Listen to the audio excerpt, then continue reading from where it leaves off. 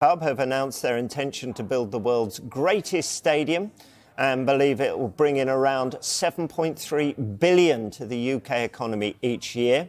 The new stadium will be the centrepiece of a regeneration of the Old Trafford area and will support the government's growth agenda, creating around 92,000 new jobs and 17,000 new homes. United co-owner Sir Jim Ratcliffe has said this today marks the start of an incredibly exciting journey to the delivery of what will be the world's greatest football stadium at the centre of a regenerated Old Trafford. Our current stadium has served us brilliantly for the past 115 years, but it has fallen behind the best arenas in world sport. By building next to the existing site, we will be able to preserve the essence of Old Trafford while creating a truly state-of-the-art stadium that transforms the fan experience only footsteps from our historic home. Just as important is the opportunity for a new stadium to be the catalyst for social and economic renewal of the Old Trafford area, creating jobs and investment, not just during the construction phase, but on a lasting basis when the stadium district is complete. The government has identified infrastructure investment as a strategic priority, particularly in the north of England, and we are proud to be supporting that mission with this project of national as well as local significance. United Chief Executive Omar Barada has said this: our long-term objective as a club is to have the world's best football team playing in the world's best stadium. We are grateful for the feasibility work done by the Old Trafford Regeneration Task Force, exploring options for the future of Old Trafford.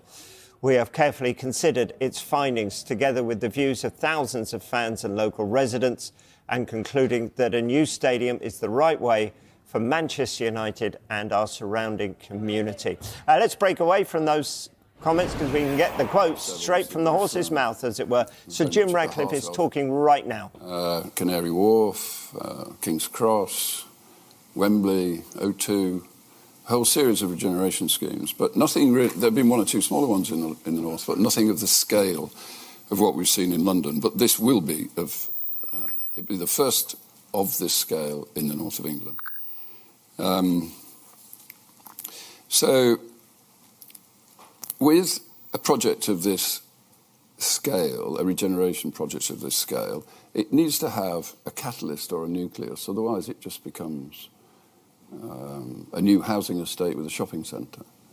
And the reason we're here today is that the club, Manchester United, would like to announce that we will underpin the government's growth plans with a new stadium. But it's not just a new stadium, it's a bit more than just a new stadium, because it's obvious that the more iconic or the more extraordinary that the stadium is, the more successful the regeneration scheme will be.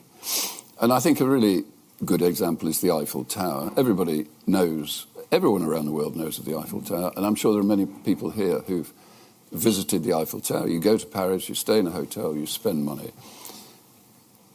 We have 1 billion people around the world who follow Manchester United, and they will all want to visit this stadium. You will see the design in a moment, and you can take your own view as to how iconic you think it is. But I think everybody in the world who's interested in football, who's interested in Manchester United, will want to come and visit this stadium. I think it will create enormous value for the north of England and for Manchester.